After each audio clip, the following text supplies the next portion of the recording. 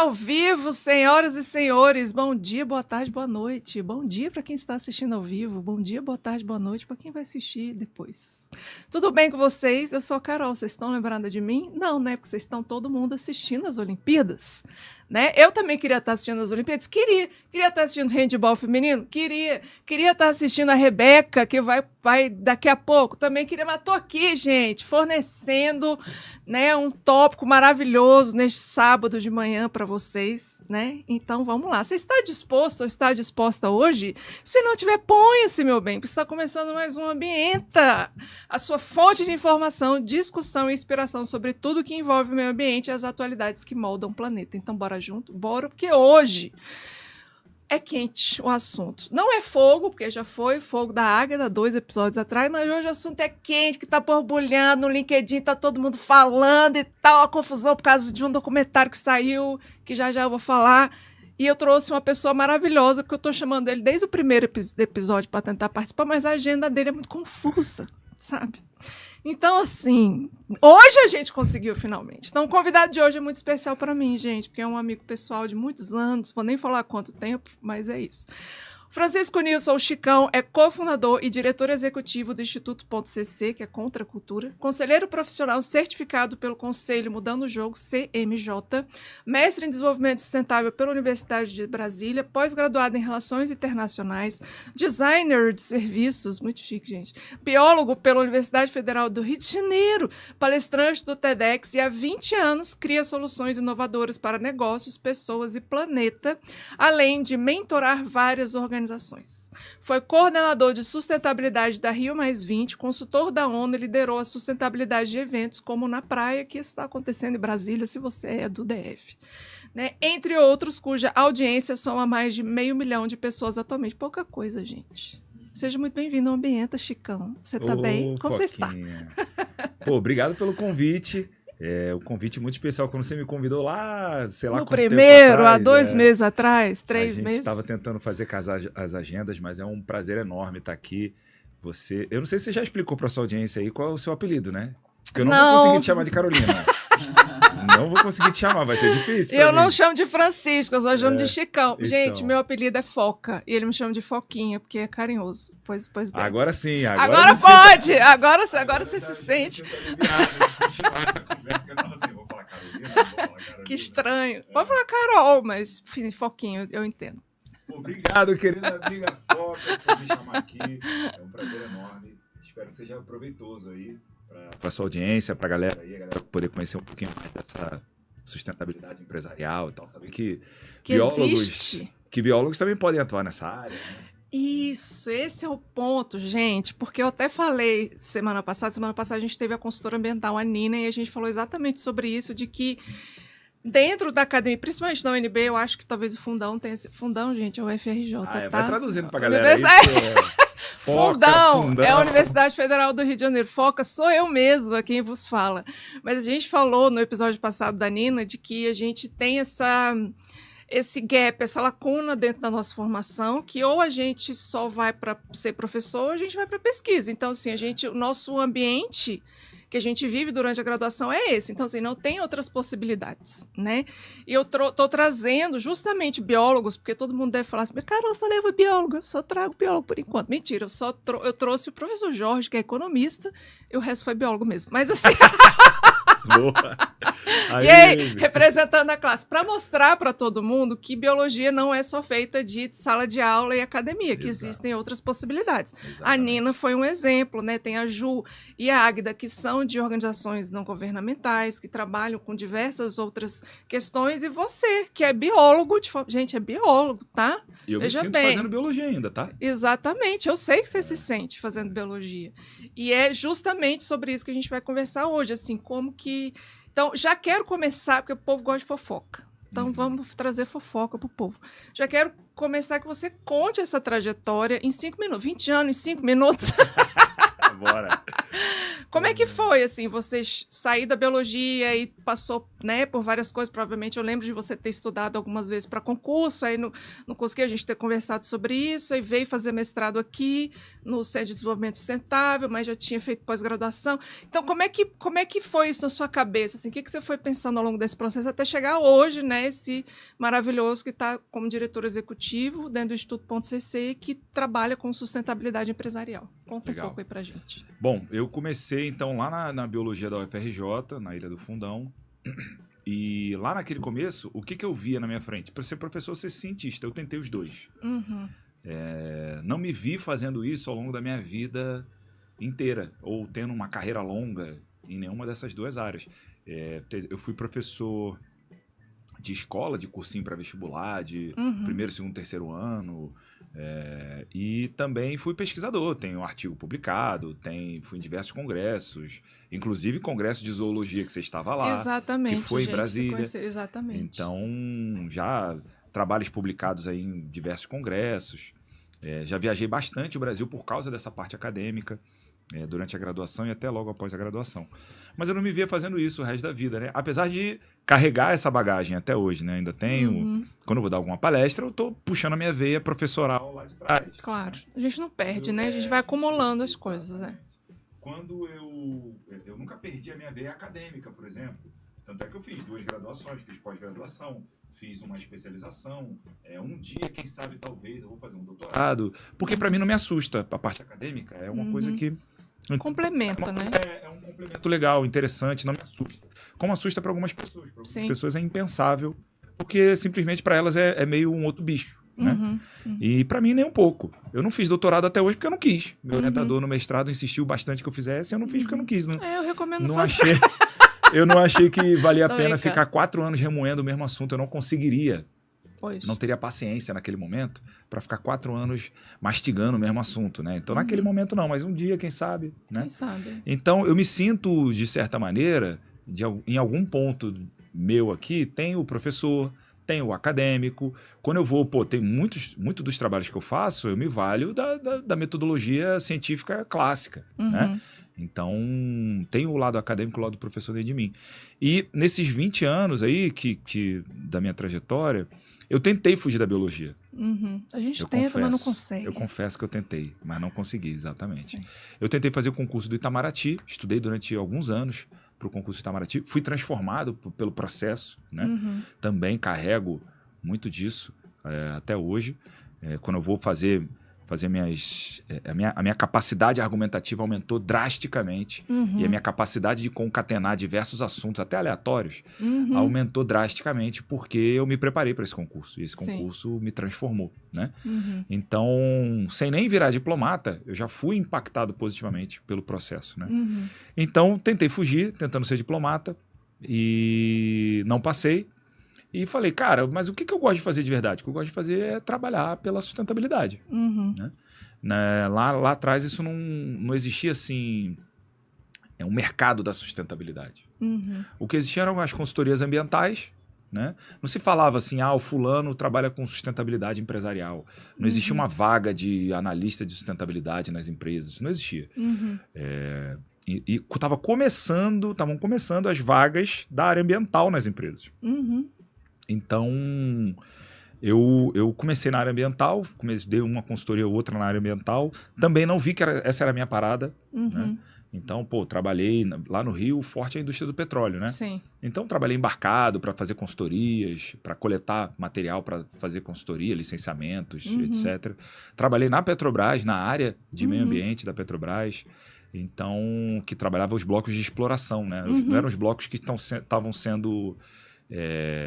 não era uma área de produção de petróleo, era a área de exploração. Os blocos que depois viraram o pré-sal, por exemplo, né? Sim. Lá pra gente na Petrobras tinha um nome, tinha uma sigla, BMS 14, BMS 23. Era o tipo de... Era assim, era BC, não sei das quantas, era Bacia de Campos, número tal, que depois virou Campo de Tupi, Campo de não sei o quê, teve um nome mais comercial, né?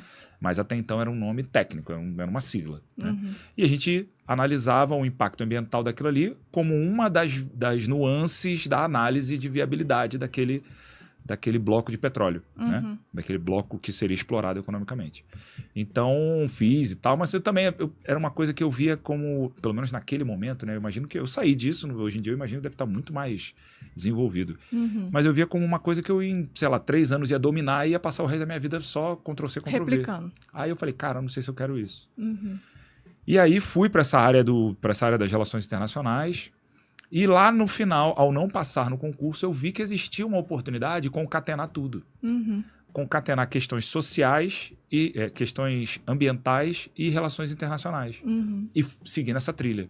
No meio do caminho, eu percebi que para eu continuar minha evolução como profissional, precisava entender alguma coisa de social também. Sim. E ao procurar saber mais, estudar e tal, não sei o quê, eu vi que, na verdade, o que eu estava fazendo era sustentabilidade. Porque São 3 pilares, né? a parada ser economicamente viável era o mínimo que tinha que ser. O ambiental eu já estava trazendo comigo, o social já estava estudando. Então, quando junta os 3, né, os 3 pilares da sustentabilidade, é o que o pessoal em inglês chama de triple bottom line, Sim. né? Social, ambiental e econômico. Falei, uai, isso é sustentabilidade. E comecei a entrar, a me enveredar nesse mundo aí da sustentabilidade. E foi meio assim. E aí comecei na sustentabilidade em eventos, em grandes eventos, em organismos internacionais e tal. E daí fui para a sustentabilidade empresarial, né? Porque é natural que empresas comecem a buscar ajuda também. Sim. Né? E fala, pô, Chicão, preciso da sua ajuda para fazer isso aqui na minha empresa. Aí lá fui eu, aí foi um caminho meio natural, assim, sabe? Legal. Então, resumindo muito, eu ainda me sinto biólogo, que o pessoal fala, você não faz mais biologia? Sim, faço biologia. As pessoas esquecem que tem um meio ambiente ali, gente. Tem o ambiental. A gente precisa ter uma visão ampla, eu acho. E tem uma visão de valorizar a biodiversidade. Sim. Que eu acho que os biólogos são muito bons, assim, Concordo. de ter uma visão sobre a biodiversidade que não é uma visão utilitarista. Sim, nossa, super concordo. Que, assim, no meio da sustentabilidade, quem não é biólogo acaba tendo uma visão do ambiental utilitarista, né? Claro. E sem que problemas. Veio da economia também, né? Assim, a pessoa Entendo não tem que eu passei por formação. lá. A pessoa não tem formação na área, então isso me ajuda muito. E também metodologia científica, né? Eu sei que, como é que o método cartesiano funciona, para que usar ele e no que ele é bom, no que ele não é bom, Sim. O que ele responde bem, o que ele não responde bem. E aí, o que ele não responde bem é que me levou ao design de serviço. Sim. Foi uma das coisas que você falou aí. Então, ao ver que a metodologia científica clássica não responde para alguns desafios que a gente enfrenta no mundo empresarial, aí eu fui buscar respostas, né? Que são mais qualitativas, digamos, né? Assim, você vê justamente na questão de categorização, de coisas, de objetos, de serviços, de problemas conceitos, complexos. Problemas, isso. Problemas complexos. E aí, assim, imagina, eu com a minha cabeça de metodologia científica clássica, tentando resolver um problema complexo. Por exemplo, sei lá, resolver o problema não que eu tenha feito isso, né? Mas um problema complexo, assim, que eu acho que a galera vai entender. O problema da mobilidade em Brasília. Né? É um problema que ele é singular no tempo e no espaço. O problema da mobilidade em Brasília de 2024 é diferente do problema de 1985. Com certeza. Né? Então ele é singular no tempo. E ele é singular no espaço. O jeito como eu vou resolver o problema da mobilidade em Brasília é diferente de se eu levar esse jeito de resolver para o Rio de Janeiro. Lugar. Isso. No Rio de Janeiro não vai funcionar. Então, primeiro, ele é singular no tempo e no espaço. Você não conhece todas as variáveis que controlam o fenômeno. Você não tem nem como conhecer. E tem muita incerteza. Tem muita incerteza. Ou seja, o que nos traz a incerteza? As fronteiras do problema não são claras. Isso, exato. Né? Então você não consegue definir o problema começa e termina aqui. É igual diferente você pegar uma libélula e analisar uma libélula. Você sabe onde começa e onde termina uma libélula. Né? Então, você não sabe onde começa e onde termina. Eles são singulares no tempo e no espaço. Você não controla as variáveis. Ou seja, não existe uma solução única. O método cartesiano clássico, que é você pega o todo, divide ele nas menores partes possíveis, disseca cada uma das partes, depois você eventualmente vai entendendo as partes, você junta tudo e vê o todo. Esse é o método cartesiano clássico. Isso não funciona com a criminalidade de Brasília. Então, isso não funciona para o planejamento estratégico das empresas. Isso não funciona para a estratégia de sustentabilidade das empresas. Funciona num pedaço. Quando você vai lá na ponta, aí funciona o método cartesiano. Agora, quando você vai fazer... Como é que você faz para o teu chefe ou para o conselho da tua empresa ver valor na sua estratégia de sustentabilidade que você está montando lá no setor de sustentabilidade? Não é usando o método cartesiano. Não. Então, aí o design de serviço ajuda muito. Uhum. E eu fui para o design de serviço pela falta de algumas respostas que a metodologia científica clássica nos traz, sabe? Uhum. Então é isso, minha trajetória é essa, meio que dando cabeçada e fui botando na bagagem, né? Botei na bagagem a biologia, e depois botei na bagagem as relações internacionais, botei na bagagem o design de serviço, depois botei na bagagem o conhecimento da área empresarial, e é isso, e estamos aqui, ainda dando muita cabeçada. Porque, né, gente, pessoas que fazem coisas novas no mundo dá cabeçada, eu sei muito bem sobre isso. Conheço bem essa... É isso. Mas a gente já falou um monte de coisa, sustentabilidade, tripé e coisa, e tem o pessoal falando, e o tal do ISG, o que é ISG, como é que se relaciona, então conta pra gente, então, o que é ISG, de onde veio, é de comer, de passar no cabelo, como usar? Exatamente. Então explica pra gente o que é essa sigla, o que significa, e vamos lá pra gente começar essa conversa sobre sustentabilidade empresarial. Legal. O ESG, galera, primeiro, sustentabilidade é uma palavra que é um balaio de gato. Isso. Cabe tudo dentro. Qualquer coisa cabe dentro da palavra sustentabilidade. Literalmente qualquer coisa. E é meio que igual a palavra design, né? Design é uma palavra tão louca e que explica tão pouco que cabe no mesmo balaio de gato cabe design de serviço e design de sobrancelha. Sim, exatamente. Né? Então são palavras assim que são muito amplas, né? E cabe tudo dentro. Como a sustentabilidade é uma coisa muito ampla e que cabe tudo dentro, ela é muito diversa. Tudo que tem dentro da sustentabilidade é variadíssimo. E você imagina um investidor que não entende nada de sustentabilidade, de biologia, nada disso. Um investidor ou um economista que só entende de grana e que precisa começar a se preocupar com questões socioambientais. Só que o cara só vê grana. E ele precisa responder para um conselho de um fundo. Um conselho, um board. Ele precisa responder para um conselho de um fundo. Como é que ele, assim, da maneira dele, consegue responder para essa galera o que vale a pena botar grana, o que não vale a pena botar grana com o olhar da sustentabilidade? Ele não teria os argumentos que eu e você teríamos por sermos da área, né? Então, o que a galera começou a fazer no mundo dos investimentos, no mundo financeiro? A galera começou a fazer um corte da realidade. Que é, cara, como é que eu analiso? Porque quando o ESG começou como uma forma de analisar o risco. Então, eu vou botar grana numa empresa que tem uma imagem junto à comunidade onde ela atua muito manchada. Risco financeiro. Aí é um risco social. É um risco social, porque essas pessoas podem ficar chateadas por qualquer ação da empresa, elas são diretamente impactadas negativamente pela ação da empresa, e elas podem ir para frente da sede da empresa e impedir que as pessoas trabalhem. Né? Isso já aconteceu. Então, esses economistas precisavam ter alguma ferramenta para analisar o risco social, por exemplo. Assim como tem o ambiental. Veja o que aconteceu com a Braskem em Maceió. Se a análise de risco ambiental fosse um pouco mais... eu não sei nem se acho que eles fizeram essa análise de risco, mas eu acho que a tomada de decisão sobre assumir o risco ou não é que não foi bem pensada, talvez. É isso que eu ia falar. Talvez a análise tenha sido... Eu não sei, eu não vi, mas talvez a análise tenha sido robusta, digamos... Mas a decisão, a partir da conclusão da análise, é que... Foi que vamos tomar o risco. Só que tomou risco demais. Exato. Né? Então, o risco ambiental, que no caso também teve consequências sociais e até econômicas. Né? Então, essa galera do mundo financeiro precisava na linguagem deles, explicar o risco. Né? E também a gente poderia ter um risco de governança, como, por exemplo, uma empresa tem lá um diretor de relações institucionais fazendo mutretagem. Fazendo cagadas. O cara fazendo tráfico de influência, enfim. Então, essa galera desse mundo, como é que eles vão... Economistas são muito bons de fazer isso, né? Eles pegam coisas que são qualitativas e transformam em coisas numéricas. Sim, são né? ótimos. Sei muito bem, gente. Veja a microeconomia. A microeconomia é toda pautada por isso, né? Sim. Transformar o comportamento humano exatamente. Vamos transformar o comportamento consumidor em números, em matemática, que não tem nem tem nem número, gente. Eu sei, eu fiz isso no doutorado. Tem nem número aquela porra. Então, só letra. Então maravilha. É isso. Os caras são muito bons de parametrizar coisas que, em teoria, não são parametrizáveis. Sim. E aí começou a se desenvolver essa lente, esse corte da realidade, que é a análise do risco ambiental, social e de governança. Né?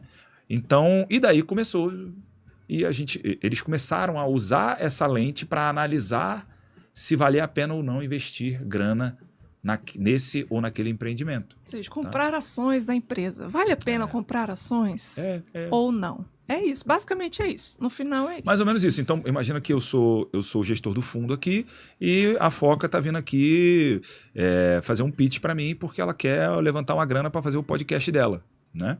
E aí ela quer comprar um prédio porque vai ter todo mundo dentro, ela vai comprar os direitos de transmissão de uma parada importantíssima e eu vou fazer um corte sobre a análise. Uma das coisas que eu vou analisar é o risco. Um dos parâmetros de análise do risco é o parâmetro ambiental, social e de governança. Então, a coisa começou aí. Então, já começa uma diferença da sustentabilidade tradicional. O ESG, ele é parametrizado. Se você não tem número, você não está fazendo ESG, você está fazendo sustentabilidade. Se você não tem número, meta, indicador, você pode estar fazendo, né? Não está metrificado, você não está fazendo ESG, ou ASG em português. Sim, que é o ambiental, social e governança. ESG, Environment, Social and Governance. Exato. Que é em inglês. Em português do Brasil, porque tem português de Portugal, eu falo com sotaque, mas tem o ambiental, social e governança, né? Que foi traduzido para ASG. Então, os caras começaram a olhar o investimento dessa maneira. Então, se você tem métrica, aí você está fazendo a ESG. Então, o ESG é uma parada que está dentro do balaio de gato da sustentabilidade.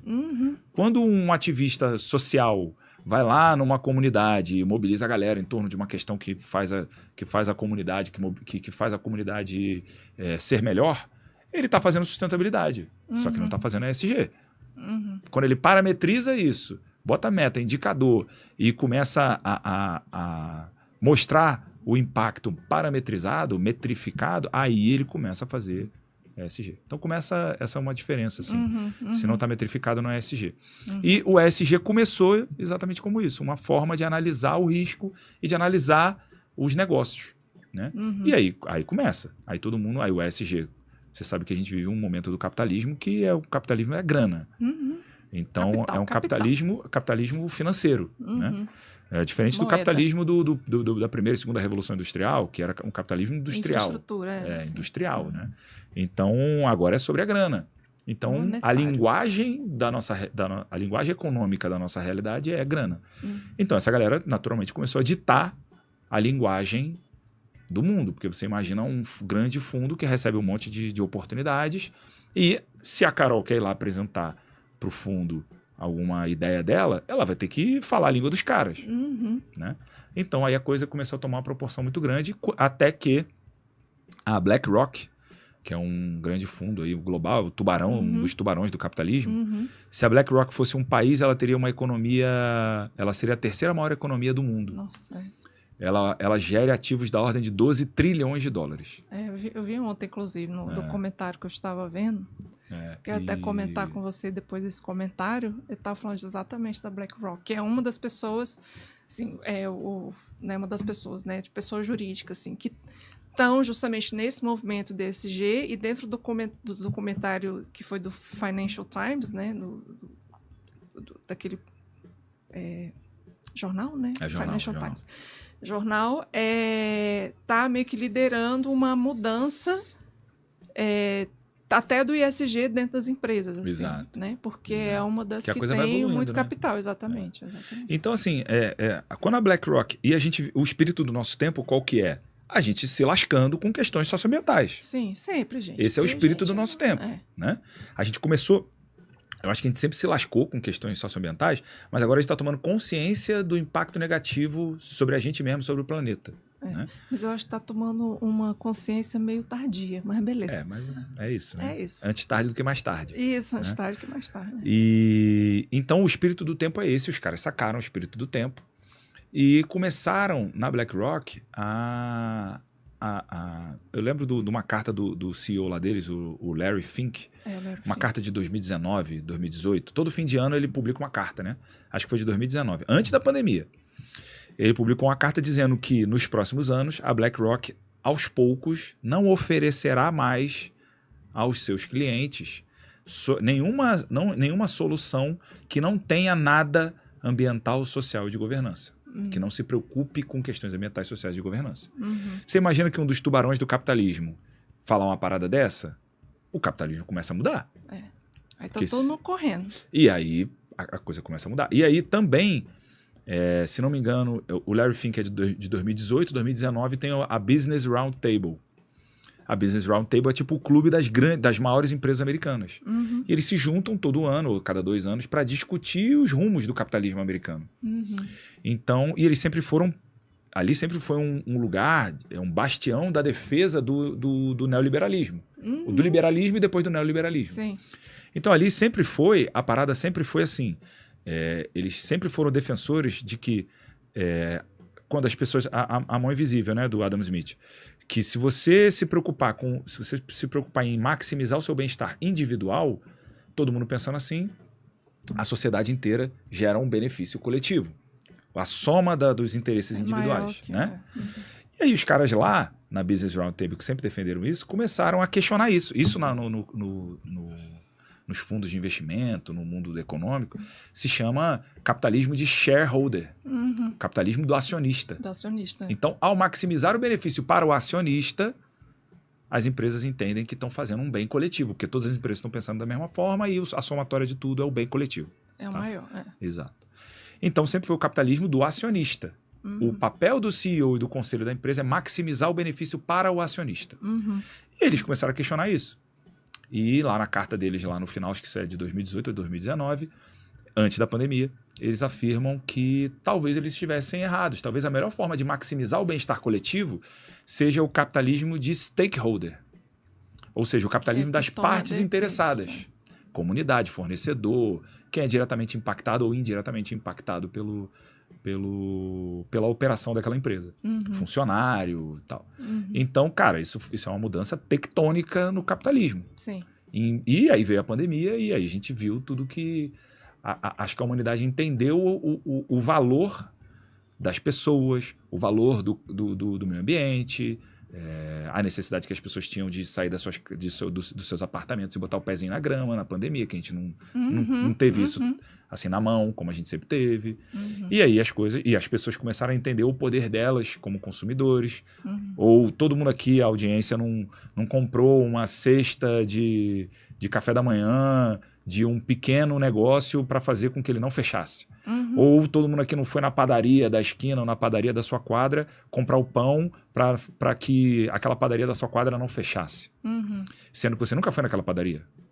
Né? Você nunca teve o hábito de ir naquela padaria. A gente entendeu a força a força do capitalismo pela ótica da demanda. Né? Acho que agora parece que a gente está desentendendo, porque parece que está esquecendo que a gente passou alguns tempos atrás, mas enfim. E aí, enfim, a coisa começou a mudar aí. Eu acho que ali 2018, esses 3 anos, 18, 19, 20, foram meio os anos em que as coisas, do ponto de vista do ESG, da sustentabilidade empresarial, a coisa começou a... Eu, por exemplo, e eu sou a prova viva disso, né? Eu passava um dobrado para convencer um empresário da importância do que eu tinha para falar. Eu, hoje em dia, não preciso mais disso. Eu preciso convencer os empresários da viabilidade do que eu estou falando. Eu não preciso mais convencer da importância. Ou, antigamente, eu tinha que ir nos empresários falar, deixa eu te falar, você tem 1 minuto para ouvir a palavra? Da sustentabilidade. É que nem queria bater na porta das pessoas. Vocês têm 1 minuto para ouvir a palavra de Darwin? Mas isso aí. Então, cara, eu hoje em dia não preciso mais tanto fazer isso. Tanto é que quando eu faço, se eu tenho 1 minuto para ouvir a palavra, ele fala, já conheço, me explica o que você está pensando. Entendi. Aí a conversa é sobre viabilizar a ideia, não é sobre o cara gostar ou não da ideia, achar que eu sou maluco, achar que eu sou abraçador de árvore, achar que eu sou utópico. Acontece.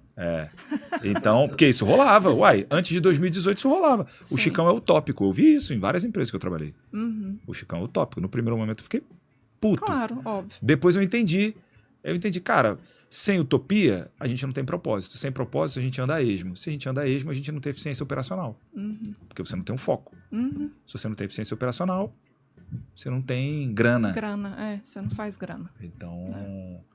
Então foi isso, assim, eu hoje em dia sou fruto, o meu dia a dia é fruto desse twist, dessa mudança que aconteceu aí nesses 3 anos aí, pré-pandemia e pandemia. Então, hoje em dia, a conversa não é mais sobre se o que o Chicão tem para falar é importante, se ele é relevante no negócio ou não é, se esse assunto é ou não é relevante, se vai botar uma equipe para isso dentro do negócio ou se não vai botar, porque vai botar. Agora, a parada é como viabilizar essa lombra que o Chicão vem trazendo aqui na empresa. Né? Então, mudou.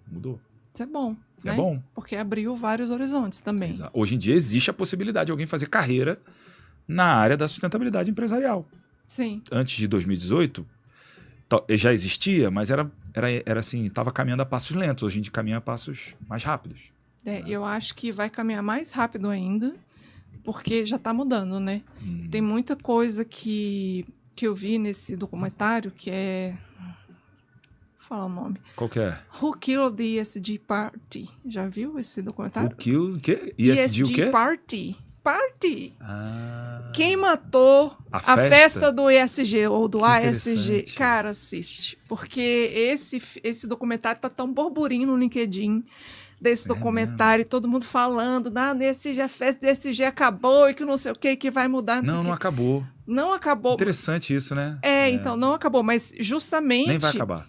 Não, então, mas por que eles estavam falando isso? Por causa do greenwashing ou do greenwashing. Tem greenwashing e tem greenwashing. Greenwashing é tipo, a pessoa não fala nada sobre isso. Fala que está fazendo ESG, mas ela não divulga suas métricas, ela não... Aí não é ESG, né? Aí não é ESG. E é isso que eles estão falando, exatamente sobre isso, assim. E aí traz um documentário, a galera do BlackRock, traz legal. Por isso que eu tô falando, assim, lembrei justamente desse cara que você falou. Ele fala no documentário. O Larry Fink? O Larry Fink. E assim como outras pessoas também que foram chave de pegar tudo que estava acontecendo nas empresas, principalmente essas que são as maiores, que têm, né, esses grandes ações e financiamentos, e colocar à prova das métricas do ESG. Legal. E aí, por isso que o nome do documentário é esse, assim, quem que matou a festa? Aí aparecem as pessoas que mataram a festa, que são as pessoas que estão expondo o que está acontecendo, que, na verdade, várias empresas dizem ser ESG, mas que não são.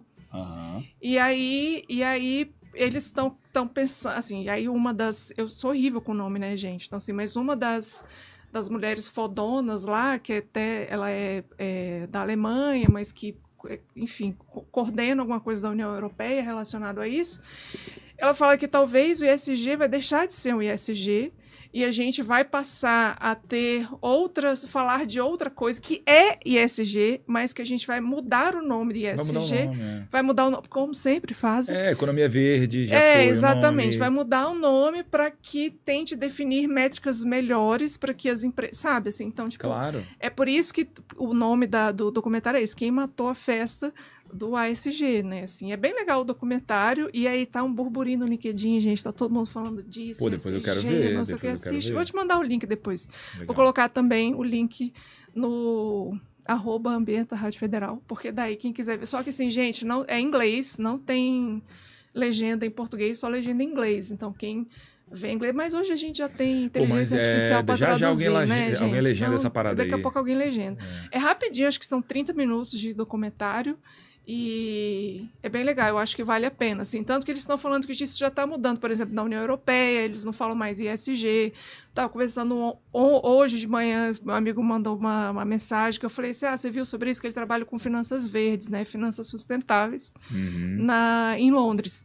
E aí eu falei assim, Sérgio, você viu isso aí? Beijo, Sérgio. Você viu isso daí? Como é que tá? Aí ele, não, o pessoal tá aqui já viu, a gente nem tá usando mais ESG e tal, porque tem muita gente... Ficou queimado por causa do greenwashing, né? Da galera falar que ESG e não ser ESG, ou de falar que faz e nem mostra as métricas e nem os relatórios, né? Que deveriam mostrar. Então... Hashtag fica a dica do documentário. Legal, eu vou procurar saber. E depois entra no LinkedIn pra você ver que a galera tá falando sobre sobre ESG. Uma das pessoas até que eu vi no comentário, uma pessoa que publicou sobre isso, que eu sigo, né, essas pessoas, e porque uma das sugestões que traz, né, no próprio documentário é de regulamentação, ou seja, de não ser algo tão neoliberal assim, e trazer uma regulamentação no sentido de padronizar as métricas, de efetivamente você ter métricas padronizadas para que porque hoje não tem, cada uma tem, sei lá, vou fazer a certificação tal, então essa certificação tem esse tipo de padrão. Exato. Vou fazer a outra certificação, tem esse outro tipo de padrão, ou seja, não necessariamente elas conversam, porque são metodologias diferentes. Então, uma das sugestões foi para que isso realmente todas as empresas façam de uma maneira que indique os riscos, porque é exatamente isso. Indique os riscos, dadas as incertezas que a gente tem, principalmente com as alterações climáticas, é padronizar e ter uma regulamentação global, digamos. Né? Lá eles estão falando mais uma... Eu acho improvável. Eu acho improvável também, mas lá eles estão chegando a falar de uma regulamentação talvez da União Europeia e Estados Unidos. Se os Estados Unidos tiver, a União Europeia tiver... Aí pronto, aí o mundo inteiro vai. Mas a União Europeia está trabalhando nisso, né? Quando eu saí de Portugal, eu vi assim, algumas discussões, ela já está trabalhando nisso, né? Tanto que essa questão do... Mas precisa mesmo, viu? Precisa. Porque continua sendo um balaio de gato, só que com um recorte menorzinho, né? É isso que eu ia te perguntar sobre as certificações, assim, porque a gente tem várias certificações para que as empresas sejam ESG, assim.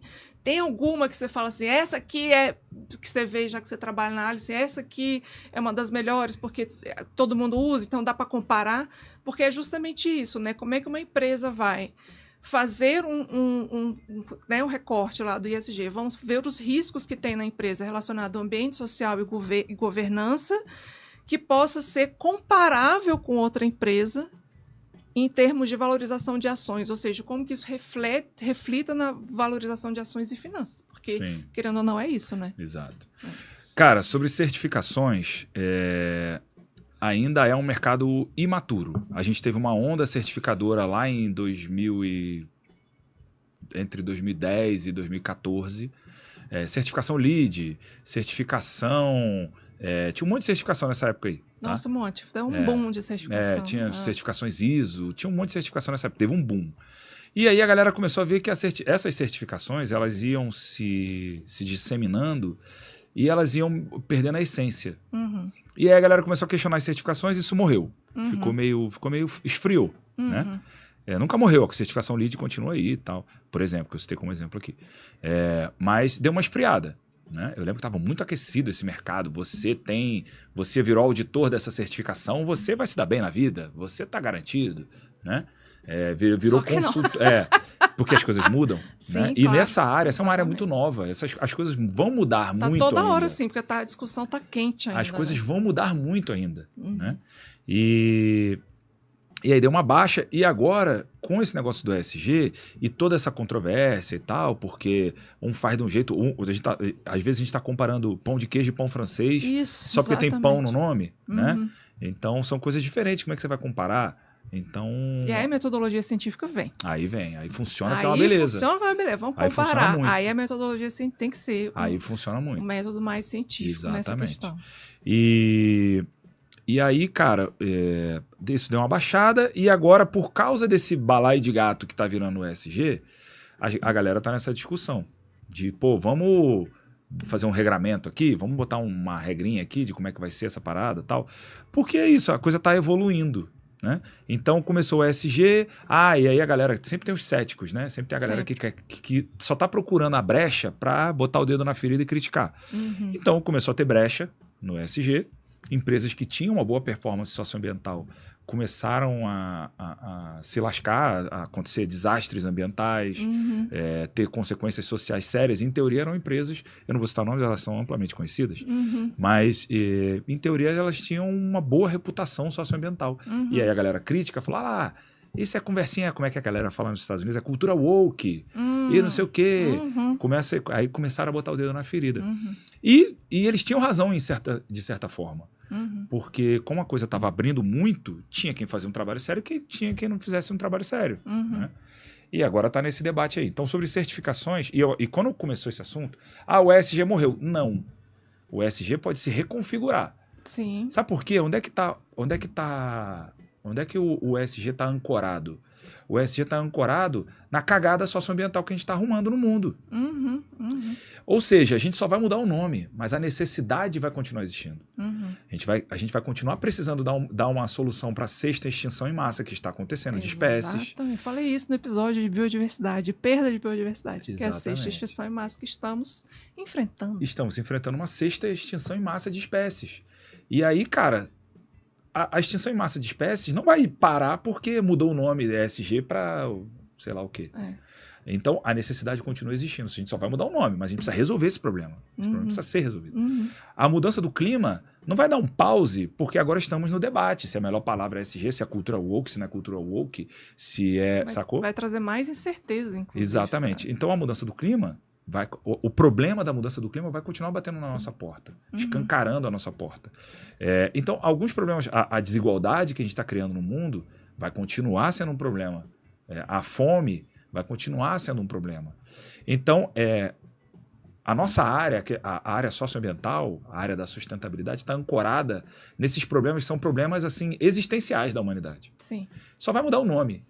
O campo de trabalho vai continuar existindo e vai ser cada vez mais importante. Eu não tenho dúvida disso. Né? Sim. Então, quando começar esse papo de o ESG vai morrer, legal, vai morrer a palavra, porque a necessidade vai continuar existindo. Né? Só vai mudar o nome. Daqui a pouco vai estar falando lá, sei lá, qualquer outro nome. Vão inventar um nome legal e pronto.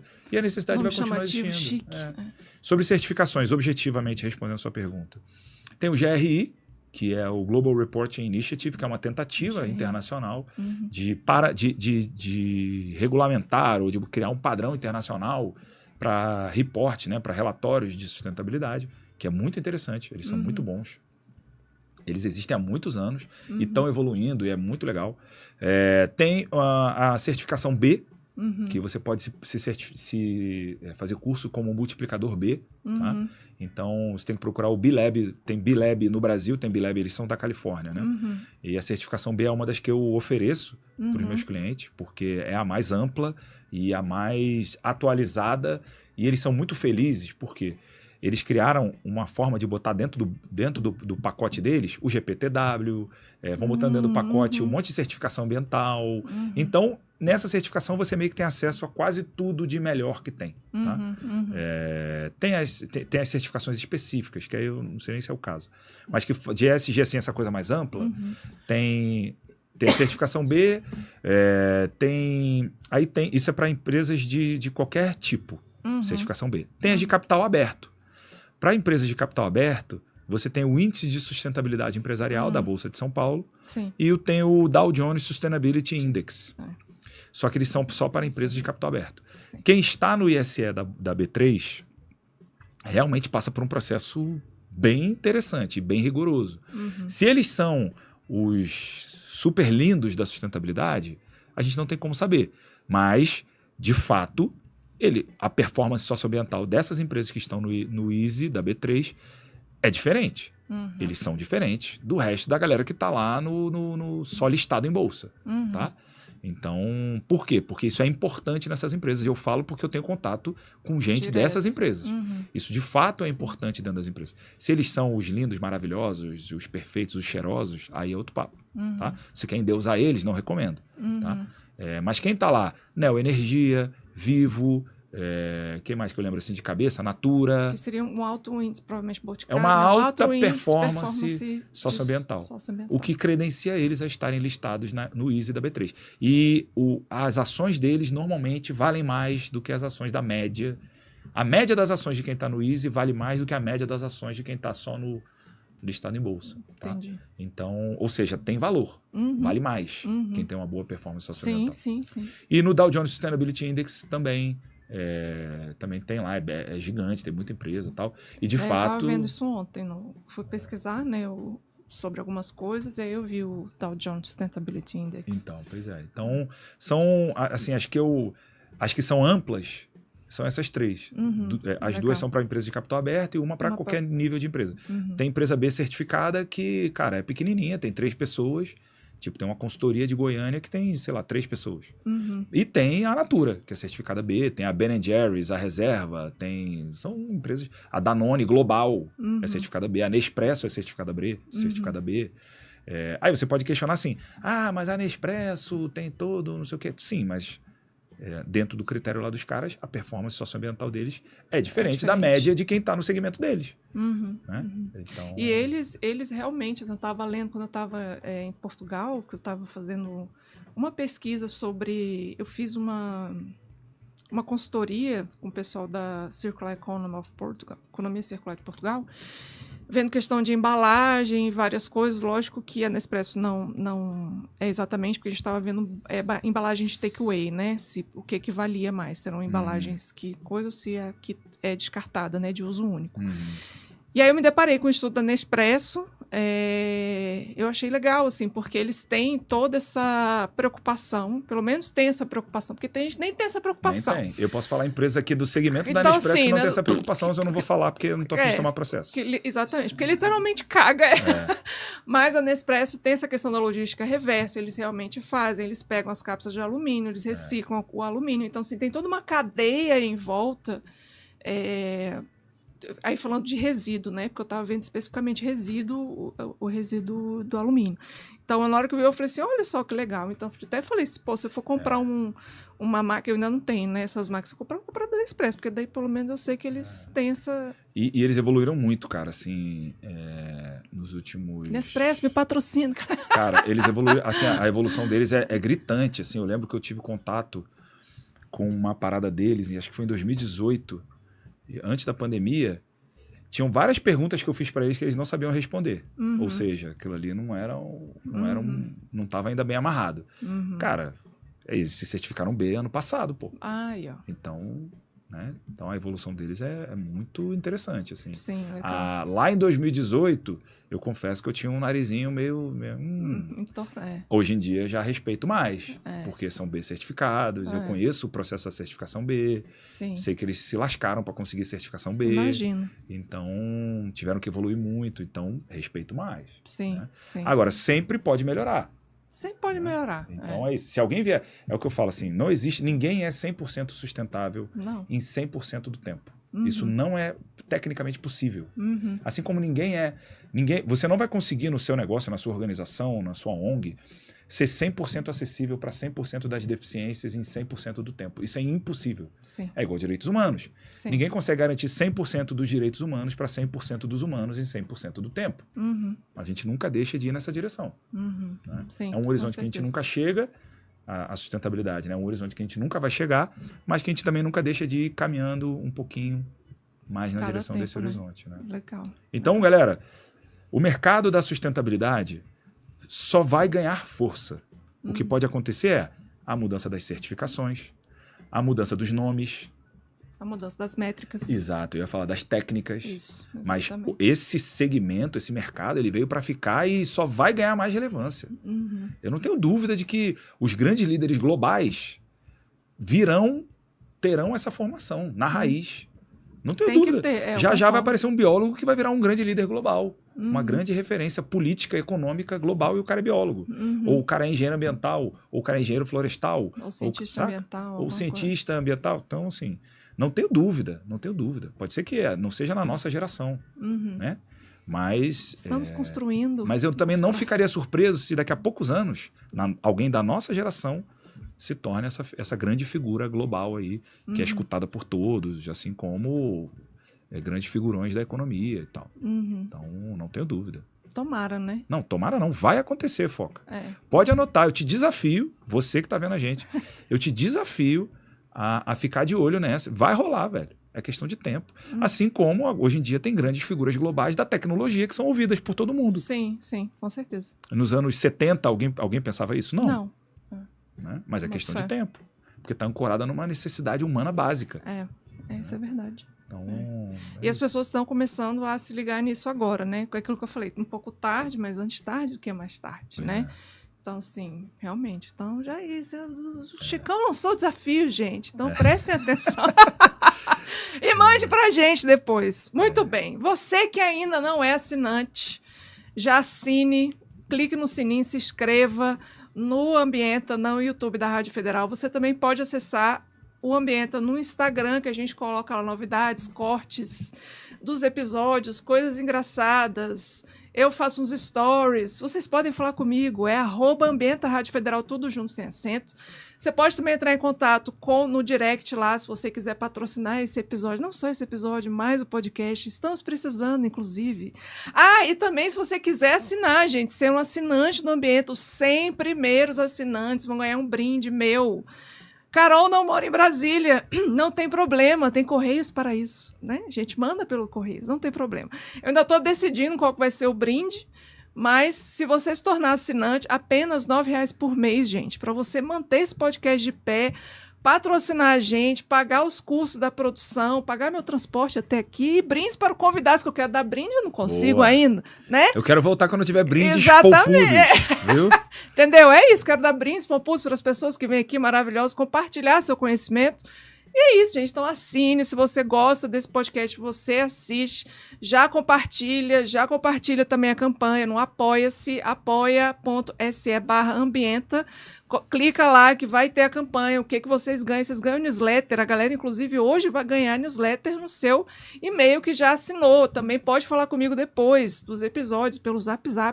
E também pode submeter temas, falar outras coisas, elogios, críticas, dúvidas. Você pode colocar qualquer coisa no grupo que eu respondo. E também ainda participar das pautas, voltar nas pautas e receber 2 newsletters por mês de mim mesma, falando sobre tudo que rolou aqui no Ambienta. Então, apoia-se/ambienta, apoia.se/ambienta, @Ambienta Rádio Federal no Instagram, @Rádio Federal também no Instagram, e aqui no YouTube você clica no sininho para receber as notificações quando tem todas as gravações prontas. Quando tem os vídeos ao vivo, você também recebe as notificações com já o link certinho, bonitinho, e inscreva no canal para você receber tudo isso por seu e-mail.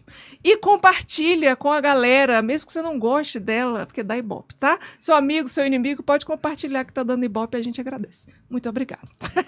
Boa. Chicão, estamos chegando ao final. Que triste, eu não perguntei nem metade do que eu tinha que perguntar, porque é uma conversa muito grande, você precisa voltar depois, principalmente depois que assistir o episódio lá, o documentário. A gente pode trocar uma ideia só sobre a morte do ESG. A morte do ESG, eu quero. Vocês querem, gente? Bota aí, acho que tá todo mundo assistindo as Olimpíadas e não tá ninguém vendo a gente ao vivo. Mas se você tá aí ao vivo, coloca aí se você quer um episódio especial só sobre isso, matando o ESG. Né? Cara, e eu, assim, depois, se não der tempo, beleza. Mas eu queria trocar uma ideia com você sobre uma parada que rola muito no nosso movimento, que é que eu sei que eu às vezes, quando eu vou falar com a nossa galera, eu sou o capitalista selvagem. Quando eu vou falar com a galera capitalista selvagem, você não eu sou o hippie, abraçador de árvores, isso, maconheiro, te sacou? Entendo. Então, eu sou um ornitorrinco. Eu né? te entendo. Oi, tudo bem com você? Muito prazer. Você é Ecdna, eu sou o ornitorrinco. Exato, eu sou ET mesmo. Então, a gente pode também trocar essa ideia, né? Sobre a nossa galera, o movimento socioambiental, como é que vê gente esquisita como a gente. Então... Eu acho, aí vou dar uma opinião que o que eu percebi, eu até coloquei uma coisa no LinkedIn sobre um livro que eu li, de uma economista, não sei se ela é economista, ou, enfim, do MIT, da Harvard Business Institute, que ela colocou Repensar o Capitalismo para Salvar a Humanidade. É um dos livros dela, tem um outro livro também. E aí me perguntaram assim, mas ela fala sobre, sei lá, mudar o capitalismo? Eu falo, não, ela está falando justamente sobre repensar o capitalismo para a gente transformar a humanidade no sentido mais socioambiental, ou seja, ela dá vários exemplos no livro, depois eu te impresso. Ela fala até sobre a questão do sistema financeiro, que a gente precisa mudar um pouco, mas, por exemplo, ela fala de fomentar melhor as pessoas, as empresas são feitas de pessoas, então vão pagar melhor as pessoas, dar melhores condições, para que elas tenham essa missão e valores da empresa ancorada dentro delas, para que possa crescer. E aí viu que a empresa cresceu, em termos de lucro. Né? Óbvio, gente, o óbvio precisa ser dito, mas sim, precisa ser dito. E aí o que eu vejo de comentário das pessoas... o outro também foi da empresa de chá, que ela fala que uma grande empresa de chá ela mudou toda a cadeia justamente para a produção sustentável de chá. De pessoas que são valorizadas, que são pagas, que é ambientalmente responsável, tudo isso, por mais que aumentou o custo da produção, mas lá na frente ela viu que aumentou muito mais, ela ficou em primeiro lugar. Essa empresa de chá é primeiro lugar do mundo inteiro. Então, isso em termos de ações, em termos de volta para a empresa, né? E aí, o que eu vejo das pessoas, digamos, da nossa área, mais ambientalistas, assim, é que... Eu ia falar que tem uma utopia, mas você foi utópico, assim, mas não é que tem uma utopia, mas é que tem uma utopia de que o sistema vai mudar. E de que precisa mudar o sistema do capital. O capitalismo vai virar outra coisa, não vai ser mais capitalismo. Que precisa mudar o sistema para que a gente tenha... Eu falo, gente, vocês estão sendo um tópico nível hard extreme, assim. Se eu falo, cadê o meteoro? Porque... Só vai mudar se tiver um meteoro. Até fundamentalista. Exato, assim, falar assim, gente... É improvável que isso aconteça. É improvável que isso aconteça. Para isso acontecer, meteoro.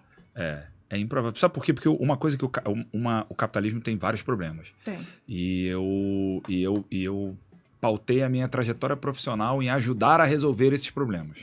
Tá? Então, vamos lá. Eu estou falando aqui do lugar de um cara que pautou a sua vida profissional inteira em tentar resolver a cagada que o capitalismo cria. Só que o capitalismo tem uma coisa que é positiva. Ele é extremamente plástico. Exato. Ele é extremamente adaptável. Isso. Veja o capitalismo lá no século XIX e o capitalismo no século XXI. Pois.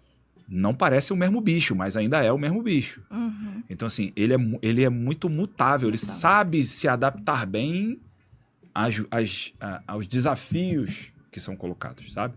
E o capitalismo também tem uma vantagem. Ele é muito eficiente em resolver problemas. Então, eu acho que é só por isso que o capitalismo se mantém como um sistema interessante que a humanidade segue, né? Que a humanidade tem como referência, né? Porque ele é muito adaptável e ele é muito eficiente em resolver problemas. Então, sabendo disso, eu acho improvável que o capitalismo... ainda mais que, assim, com o fim da Guerra Fria, a única coisa que batia de frente com o capitalismo acabou. Então, e estava fadado a acabar mesmo. Porque o capitalismo, como eu disse, o capitalismo é muito eficiente em resolver problemas. Então, eu acho improvável que o capitalismo acabe, pelo menos no meu tempo de vida, no tempo de vida, sei lá, do meu filho. Eu acho também. Eu acho muito improvável. Então, ao invés da gente tentar bater de frente. Ao invés da gente tentar... vamos refundar o sistema. Não, vai com a maré, cara. Vamos, já que ele é tão plástico, vamos mudar ele. Exatamente. Né? Mudar de dentro. Sempre tem uma coisa que fica na minha cabeça, que meu orientador falou, beijo, Jorge, se você estiver vendo, que ele veio no segundo episódio, que ele falou assim, você só consegue mudar o sistema dentro dele. Você não consegue mudar o sistema do lado de fora. Ou seja, você está inserido no sistema para que você consiga mudar. Para você entender, para você justamente por isso. Ser mutável, ser adaptável. Ele falou isso. Porque eu nunca tive resposta para isso aí. É melhor você tentar mudar de fora para dentro ou de dentro para fora? É de dentro e ele é categórico ao dizer que é de dentro para fora? É mesmo? De dentro para fora. Que legal, cara. Primeira vez que eu escuto alguém... Mas ele fala isso da cabeça dele ou porque ele estudou essa parada? Não, ele fala isso, acho que das experiências de vida dele, dos estudos e etc. Ele fala, só é possível mudar de dentro para fora. Eu acho que é isso, assim, a gente precisa pegar todo o nosso conhecimento que a gente tem, principalmente os biólogos e os ambientalistas, assim, e adaptar para ir com a maré, para ver o que a gente pode ir mudando ao longo do caminho e talvez não pensar em algo tão grande de mudança de sistema, mas pensar o que eu posso fazer com o meu conhecimento hoje para este problema. Como você falou, é muito bom resolver problemas. Então, vamos pegar um pedacinho desse problema. Sei lá, saneamento. Então, como é que a gente pode resolver a questão de saneamento sendo biólogo, sendo ambientalista? Tem tanto problema para resolver que eu fico pensando. Sabe, assim, questão de mobilidade, a questão energética, a questão de saneamento, a questão de... o ciclo da água tá mudando todo, sabe? A gente que é biólogo biólogo e ecólogo, que eu fico assim, cara, o ciclo da água, a gente está muito, desculpa a palavra, a gente está fudido, assim, porque na Amazônia agora, estava lendo uma notícia que já decretou ali questão de escassez de água. Então, assim, Brasília, em 2017, a gente exatamente. o comércio tinha dia para abrir e dia para fechar, porque não tinha água. Exato, não tinha água. E vai ter de novo, tá, gente? Anota essa dica aí. Principalmente por causa dessas secas que estão vindo na Amazônia, que a gente sabe que vem com as nuvens, né, as nuvens de chuva e tudo para cá. Então, assim, o que a gente pode, enquanto especialista desses assuntos, né, resolver de dentro para que a gente consiga mudar o sistema de dentro? Porque o que eu vejo também, aí é uma experiência minha própria, né? Que você falou assim, quero trocar essa figurinha, e é muito bom a gente até falar aqui ao vivo e ficar gravado isso, é que eu, quando saí da ecologia, eu fiz a graduação e fiz o mestrado de ecologia logo, bate-pronto, né? E talvez por causa da nossa formação, que é mais acadêmica, né, e a gente vê muito justamente isso, a questão da conservação. A gente até estava brincando antes do episódio que os zoólogos, a galera da zoologia, fala que a conservação dos animais é em álcool. Não, adoro conservar em álcool. Álcool 70. Álcool 70. E os ecólogos não. Assim, os ecólogos querem ter a maior número de unidades de conservação e de preservação, de proteção mesmo, que seja de preservação. E eu falo até que eu saí meio que xiita, assim, da ecologia com essa ideia. Não, não pode, não sei o quê, vamos bater. Tipo, bater na galera que não está conservando, código florestal, tem que seguir, como é que a pessoa não segue? E aí eu entrei na economia. E aí minha visão fez assim, ó. Aí tu foi falar outra língua, né? Eu fui falar outra língua. E aí eu fui entender o argumento da galera. Da economia, até para a questão do Código Florestal, por exemplo, falou, pô, Carol, mas olha só, o cara da Amazônia tem uma terra, 80% é do Estado, imagina você ter uma casa em que você só tem privacidade em 20 metros quadrados, uma casa de 100 metros quadrados só tem privacidade em 20 metros quadrados, o resto não é seu. Sem você receber nada. Você tem que manter a casa. Você tem que manter tudo. Você tem que manter tudo, 100 metros. Do jeitinho que te foi entregue. Mas você só pode usar 20 metros quadrados. Exatamente. No caso da Amazônia. Aí eu, caralho, é isso, sabe? Eu falei assim, como? Isso não é viável. Isso não é viável. Né? E isso fez com que eu abrisse muito os meus horizontes dentro da economia, estudar os sistemas. Eu fiz economia política também, então eu estudei, fiz a disciplina de economia política, estudei os sistemas, né? Por isso que eu falo que estudei Marx, estudei desenvolvimentistas, que tem vários desenvolvimentistas hoje aí, que são grandes economistas, estudei capitalismo, estudei capital. Então eu vejo que por mais que a gente queira mudar o sistema, a gente não vai conseguir agora, hoje, digamos. Talvez mais para frente, talvez a gente consiga, mas eu acho improvável, que né? é improvável nesse data frame, assim, nesse time frame, ou seja, desse quadro que a gente está daquilo que você falou, no hoje, a gente mudar isso. Eu acho que o que a gente pode fazer dadas as ferramentas que a gente tem hoje, que tem à nossa disposição, como, por exemplo, certificação, ISG, como no caso da economia, a gente tem vários métodos de valoração, que tem muita gente que não segue, que acha que, enfim, fica vendo o método de valoração da cabeça. Tipo, os métodos de valoração, os instrumentos econômicos de política que a gente tem.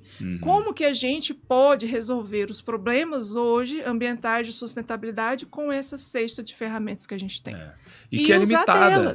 E ela é limitada, porque o problema é complexo. Um problema complexo, você não conhece, como a gente falou no começo aqui. São sistemas complexos. A gente está falando de dois sistemas complexos. A economia, que é um grande sistema complexo, e a ecologia e o meio ambiente, que é um grande sistema complexo. Exato. Então, se você não conhece todas as variáveis, você não conhece os limites do problema, o que você tem que fazer é princípio de Pareto, meu irmão. Quais são as 20% coisas que controlam 80% do fenômeno?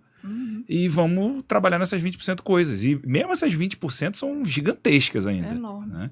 E a gente tem ferramentas que são limitadas ao nosso conhecimento e à nossa técnica atual para lidar com esses 20% que são gerenciáveis ou que são alcançáveis pela gente. Então, bicho, a complexidade é altíssima. E entenda que nós somos limitados pelo nosso conhecimento e a nossa técnica atual. Exatamente. E que as coisas vão mudar, e que as coisas vão evoluir. E, cara, assim, difícil. O próprio capitalismo vai evoluindo, vai mudando. Vai.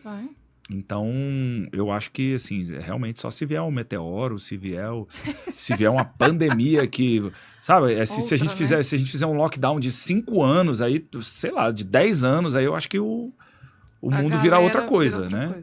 Mas, assim, do jeito que tá, nenhum lockdown aí que a gente ficou aí meses mudou o capitalismo. Ele se transformou, ele foi mudando. As pessoas entenderam um pouco mais o seu poder pela ótica da demanda, o seu poder econômico pela ótica da demanda, entenderam que ao comprar da padaria da quadra, você de fato está ajudando o cara a não falir. Sim.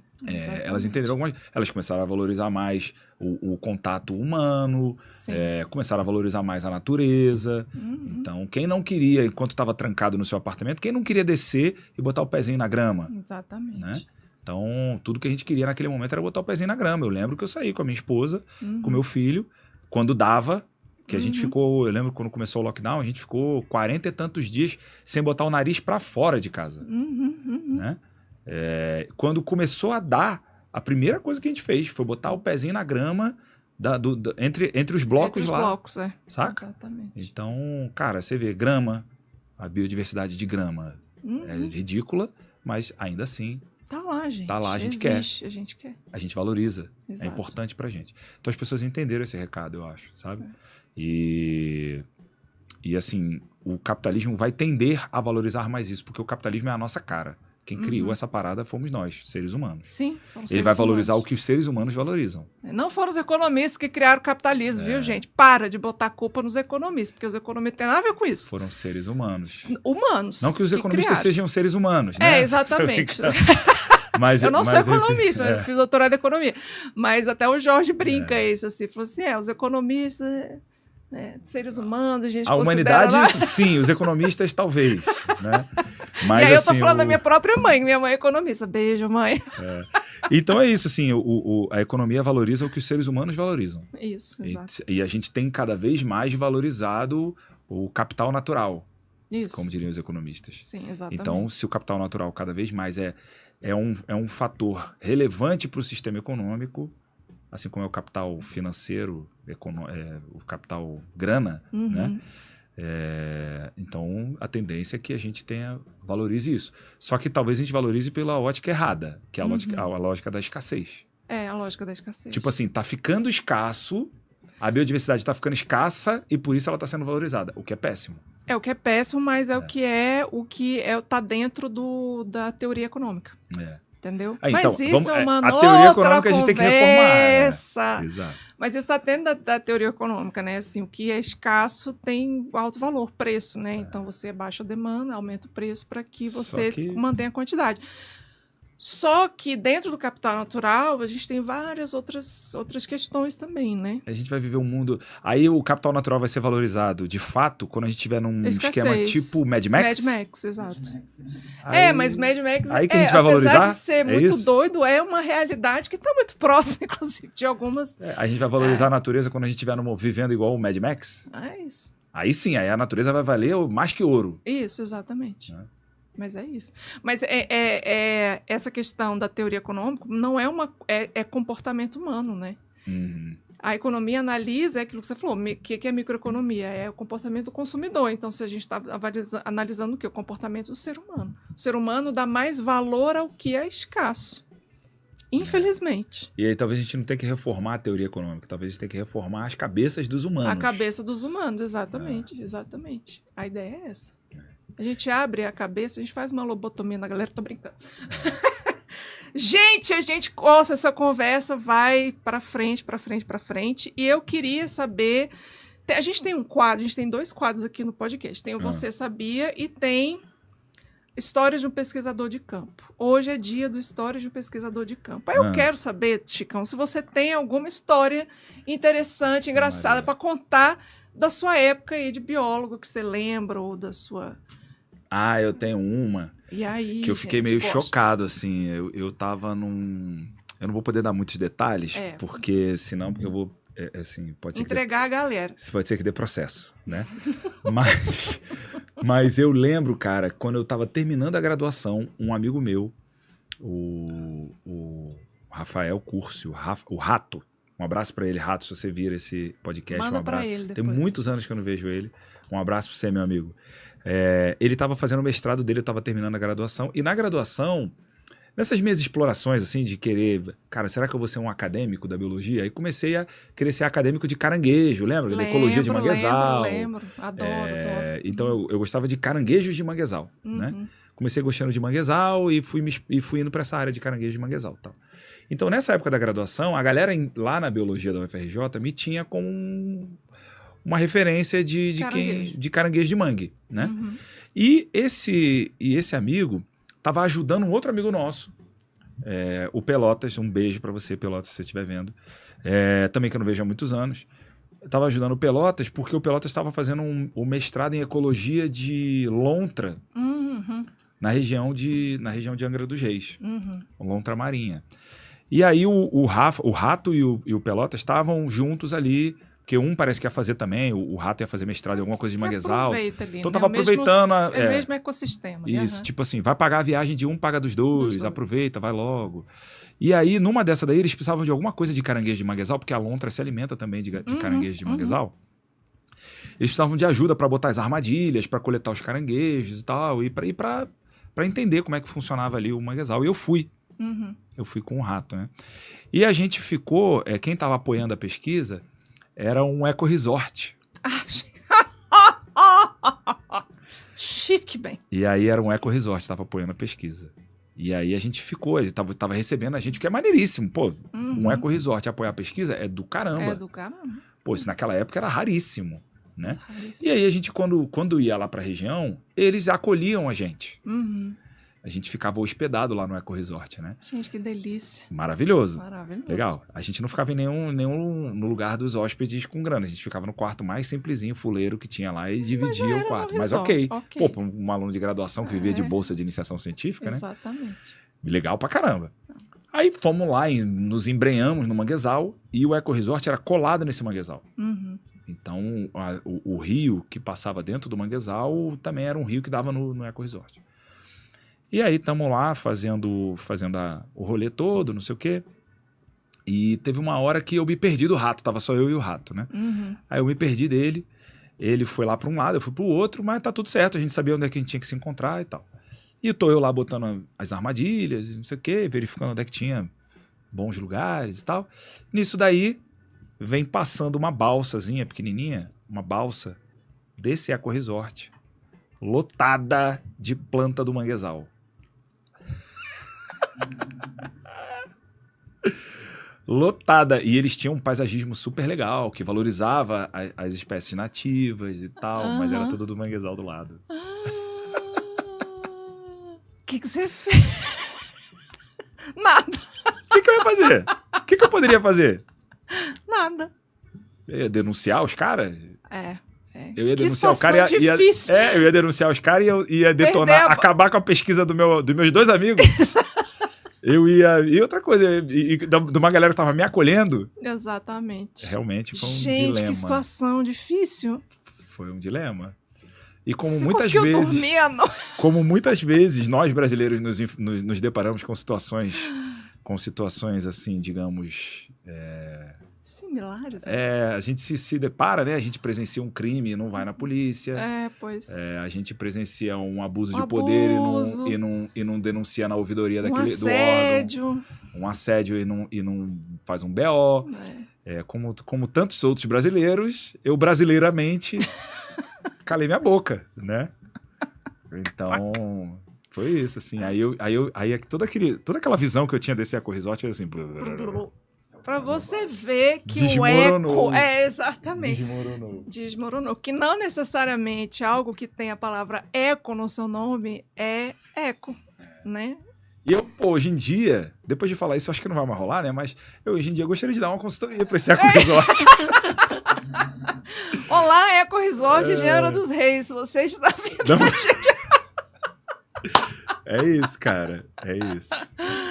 Então... Ai, que destreza.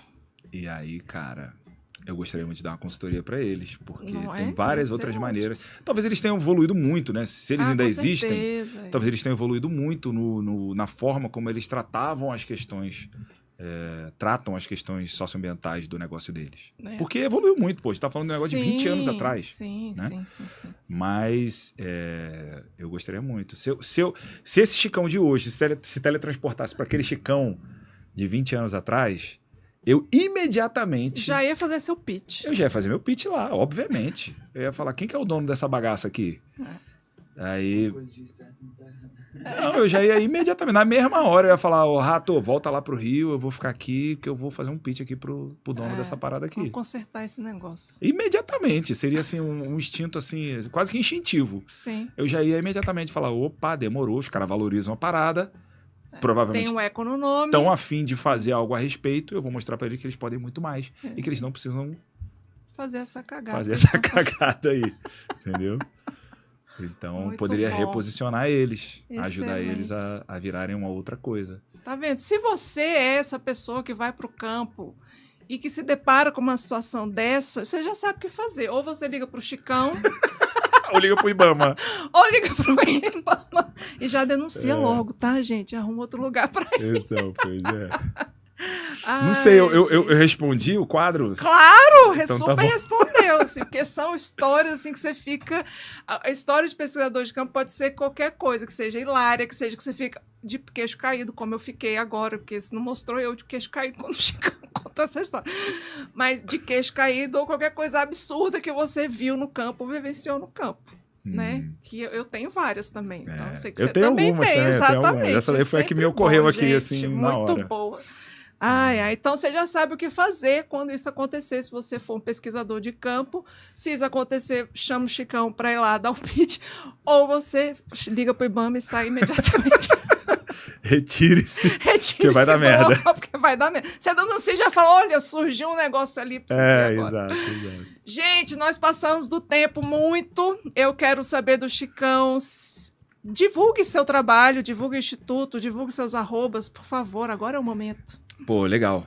Foquinha, obrigado pelo convite. Eu que Você é uma agradeço. grande amiga, parceira de muitos anos. A gente se conhece aqui, que eu tenho na conta aqui. Não conta não, gente. Pra que você vai Não, a gente se contar conhece, isso, pô, já falamos 20 anos. Não, esse daí já 20 entregou, anos. isso aí já foi. Já entreguei, A gente se conhece há pelo menos 20 anos. Isso. Então você é uma grande amiga. Sucesso pro seu podcast. Obrigada. Sempre que você precisar de mim, você me chame. Claro. Eu tô aqui. Quero voltar pra gente Eba. continuar nossa lombra aqui. É bom, Espero eu gosto. voltar.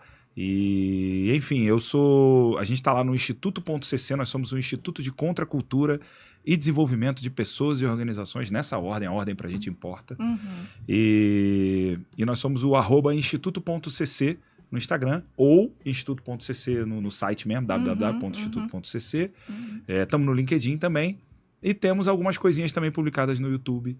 Também, Pronto. se você quiser se conectar Que com é a o gente mesmo lá. canal, Instituto.cc. É Instituto.cc, a gente tava com um podcast que temos até que retomar, a gente deu uma paradinha agora recentemente, que era o Acorda Podcast, Legal. e vamos retomar, já temos alguns episódios lá e tal, e vamos retomar em breve aí. Mara. Então, estamos no YouTube, LinkedIn, Instagram, instituto.cc. Já segue, galera, @instituto.cc no Instagram, LinkedIn, YouTube e site. Muito obrigada, Chicão, por você estar aqui, por ter aceito meu Obrigado. convite. Valeu, Foquinha, Muito feliz. obrigado.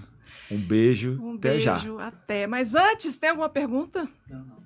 Não? Tá todo mundo assistindo as Olimpíadas. Será que sai ouro hoje? Eu tava aqui ligado na Rebeca, acho que sai, hein? E eu tô assistindo esporte que eu não entendo lufas. Eu adoro. Mas eu Essa tô hora lá da assistindo. Olimpíada eu acho ótimo. Eu assisto tudo, gente. Eu gosto de assistir os jogos aquáticos, obviamente, porque, né, gente, eu sou uma foca. Gosto de assistir, mas eu também assisto de um tudo. Muito obrigada, Vitor, por estar aí operando as máquinas. Nem falou hoje, ficou quietinho. Muito obrigada a você que assistiu ao vivo. Um beijo e até próximo sábado.